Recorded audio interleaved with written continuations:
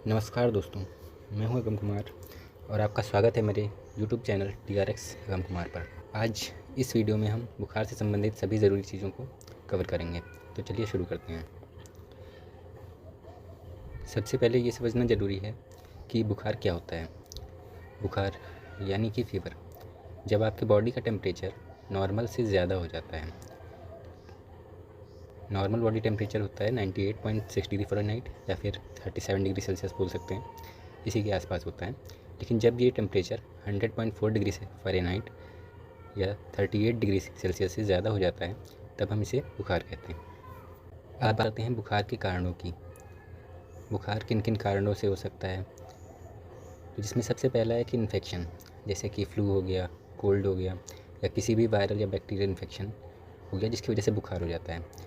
दूसरा कारण है इन्फ्लामेशन, यानी कि स्वेलिंग, सूजन होना। तो कुछ क्रोनिक कंडीशन जैसे कि रोमेटाइड अर्थराइटिस या इन्फ्लेमेटरी बोअल डिजीज़, इस तरह की कुछ बीमारियां होती हैं जिनके कारण इन्फ्लामेशन होता है और जिससे बुखार हो सकता है। इसके अलावा तीसरा जो कारण है वो है हीट स्ट्रोक। बाहर ज़्यादा गर्मी में रहने से भी बुखार हो सकता है। और चौथा कारण है मेडिसिन्स। कुछ दवाइयाँ होती हैं जिनका साइड इफ़ेक्ट के रूप में फीवर कॉज करती हैं, यानी कि बुखार को करती हैं। अब हम बात करेंगे बुखार के लक्षणों की।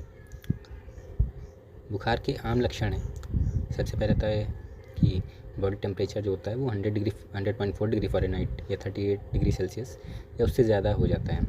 इसके अलावा चिल्स और शिवरिंग, यानी कि ठंड लगना या फिर कपकपाना, बॉडी में पेन होना, हेडेक होना, सिर दर्द होना, वीकनेस, कमज़ोरी होना, और एक्सेसिव स्वेटिंग, यानी कि ज़्यादा ही पसीना निकल रहा है बॉडी से, या फिर डिहाइड्रेशन हो गया, पानी की कमी हो गई है। यही सब कुछ प्रमुख कारण हैं। तो अब हम बात करते हैं बुखार के इलाज की कि किस तरह से हम इसको ठीक कर सकते हैं। सबसे पहला तो है कि रेस्ट और हाइड्रेशन, यानी कि पूरा आराम करें और पानी ज़्यादातर पिएँ। इसके अलावा जो सबसे ज़रूरी है वो है मेडिसिन्स, जिसमें पैरासीटामॉल या फिर आइबुप्रोफेन का यूज़ किया जाता है। नॉर्मली पैरासीटामॉल मेडिसिन होती है जिसका बेसिकली ज़्यादातर इसी मेडिसिन का यूज़ किया जाता है, जो डोलो नाम से आती है और कैलपॉल नाम से भी मार्केट में आती है। तो पैरासीटामॉल के बारे में बात करते हैं। तो चलिए अब बात करते हैं पैरासीटामॉल की डोजेस की, क्योंकि हर किसी के लिए अलग अलग डोजेस होती हैं जो आम बुखार के इलाज के लिए इस्तेमाल होता है। पैरासीटामॉल एक कॉमनली यूज्ड मेडिकेशन है जो कि फ़ीवर और पेन को कम करने में मदद करता है, लेकिन सही डोजेज़ में इसको लेना बहुत ज़्यादा ज़रूरी है ताकि आपको फ़ायदा हो और इससे साइड इफ़ेक्ट से आप बच जाएँ। सबसे पहले बात करते हैं अडल्ट और 12 साल से बड़े बच्चों के लिए पैरासीटामॉल की डोजेस की। एडल्ट और 12 साल से मतलब लगभग 12 साल के बच्चे से बड़े लोगों के लिए 500 mg डोज़ एक बार में दी जा सकती है। इंटरवल पे दे सकते हैं, 4 से 6 घंटे के इंटरवल पे। मैक्सिमम डोज़ जो होती है एडल्ट्स के लिए वो दिन में 4000 mg तक दी जा सकती है पैरासीटामॉल की, यानी कि लगभग 8 टैबलेट्स 500 mg की ली जा सकती हैं एक दिन में। बट इससे ज़्यादा नहीं, क्योंकि इससे ज़्यादा ओवरडोज हो जाएगी और वो हार्मफुल होगी। अब बात करते हैं चिल्ड्रंस के बारे में, यानी कि लगभग एज 6 से 12 साल के बच्चे के लिए। तो 6 से 12 साल के बच्चों के लिए 250 mg, एक डोज़ में 250 mg की टैबलेट आप दे सकते हैं, और ये डोज़ लगभग 4 से 6 घंटे के इंटरवल पे आप रिपीट कर सकते हैं। बच्चों के लिए मैक्सिमम डोज़ 2000 mg तक दी जा सकती है, इससे ज़्यादा नहीं देनी चाहिए। लगभग 4 टैबलेट्स 250 mg की दिन में दी जा सकती हैं। अब बात करते हैं उन बच्चों के बारे में जिनकी एज 2 से 6 साल होती है। तो 2 से 6 साल बच्चों के लिए 125 mg मेडिसिन पैरासीटामॉल एक डोज़ में 125 mg दी जा सकती है, और ये डोज़ 4 से 6 घंटे के इंटरवल पर रिपीट की जा सकती है।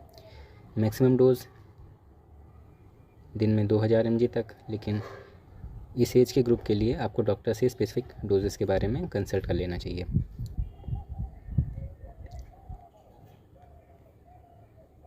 अब बात करते हैं न्यू बॉर्न बेबीज़ के बारे में। अब हम बात करेंगे कि छोटे बच्चे और नए पैदा हुए बच्चे के लिए पैरासीटामॉल का इस्तेमाल कैसे किया जा सकता है। यहाँ कुछ इंपॉर्टेंट गाइडलाइंस हैं जो आपको ध्यान में रखनी चाहिए। तो जो चिल्ड्रन जिनकी एज 1 मंथ से 12 साल तक है उनके बारे में बात करते हैं। छोटे बच्चों के लिए पैरासीटामॉल सिरप ही यूज़ किया जाता है। डोजेस एज और वेट के हिसाब से वेरी करता है। तो 1 मंथ से 3 मंथ का अगर बेबी है तो यूजुअली डोज होती है 2.5 ml होती है 60 mg पर 5 ml सिरप की हर 4 से 6 घंटे के लिए इंटरवल पर। मैक्सिमम डोजेज जो होगी वो दिन में 4 डोज से ज़्यादा नहीं देनी चाहिए। 3 मंथ से 1 साल के बच्चे के लिए 2.5 से 5 ml 60 mg पर 5 ml सिरप से और हर 4 से 6 घंटे के इंटरवल पर दी जा सकती है। मैक्सिमम डोज दिन में 4 डोजेज से ज़्यादा नहीं। अब बात करते हैं 1 साल से 5 साल के बच्चे के लिए, तो 5 से 10 ml सिरप 120 mg पर 5 ml सिरप ये हर 4 से 6 घंटे के इंटरवल पे। नए पैदा हुए बच्चों के लिए पैरास्टामोल का यूज़ बहुत ही कॉशियस और स्पेसिफिक डोजेस के साथ किया जाना चाहिए। न्यूबॉर्न के लिए पैरास्टामोल सिरप का डोजेज डॉक्टर की स्पेसिफिक रिकमेंडेशंस पर डिपेंड करता है। तो जनरली रूल ये है कि 2.5 ml 60 mg पर 5 ml सिरप की डोज दी जा सकती है, लेकिन ये डोजेस एक मेडिकल प्रोफेशनल की गाइडलाइंस के बिना न लें। छोटे बच्चों और न्यूबॉर्न के लिए पैरास्टामोल के इस्तेमाल में कुछ प्रिकॉशंस हैं, जैसे कि सबसे पहला तो है कि कंसल्ट अ डॉक्टर। हमेशा डॉक्टर से कंसल्ट करना बहुत ज़्यादा ज़रूरी है, खासकर जब आप न्यूबॉर्न बेबीज़ के लिए मेडिसिन दे रहे हैं। और आप ओवरडोज को अवॉइड करें, डोजेज इंस्ट्रक्शंस को ध्यान से फॉलो करें और कभी भी रिकमेंडेड डोज से ज़्यादा ना लें।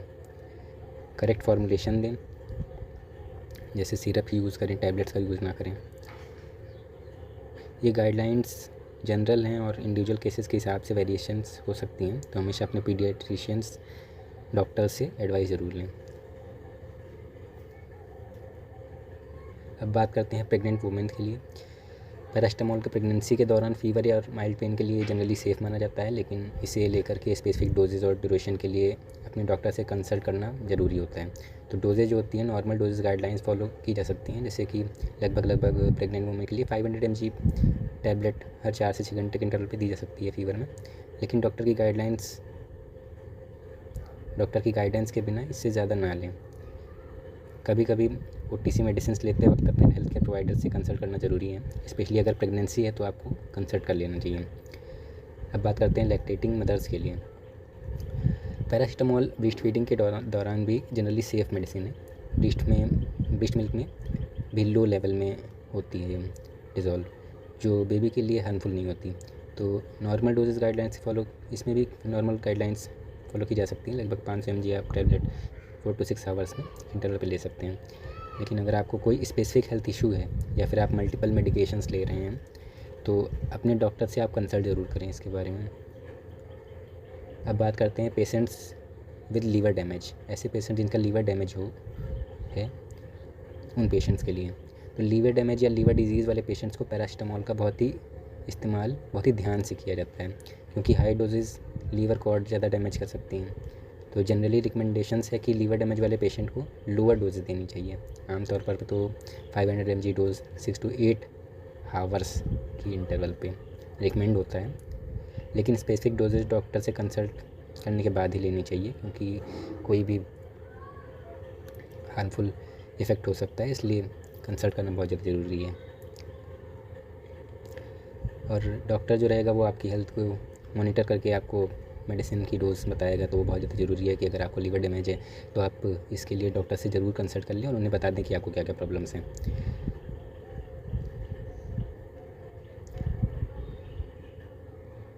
ये गाइडलाइंस जनरल हैं और इंडिविजुअल हेल्थ कंडीशंस के हिसाब से वेरिएशंस हो सकती हैं, इसलिए किसी भी स्पेसिफिक कंडीशन या क्रोनिक इलनेस के केस में हमेशा अपने डॉक्टर से डिटेल्ड एडवाइस लें, क्योंकि ये बहुत ज़्यादा ज़रूरी है। यदि आपको ये इन्फॉर्मेशन यूज़फुल लगी हो तो प्लीज़ लाइक एंड शेयर करें और मेरे चैनल DRX अगम कुमार को सब्सक्राइब करना न भूलें। आपके सवालों और फीडबैक के लिए कमेंट सेक्शन में लिखें। धन्यवाद।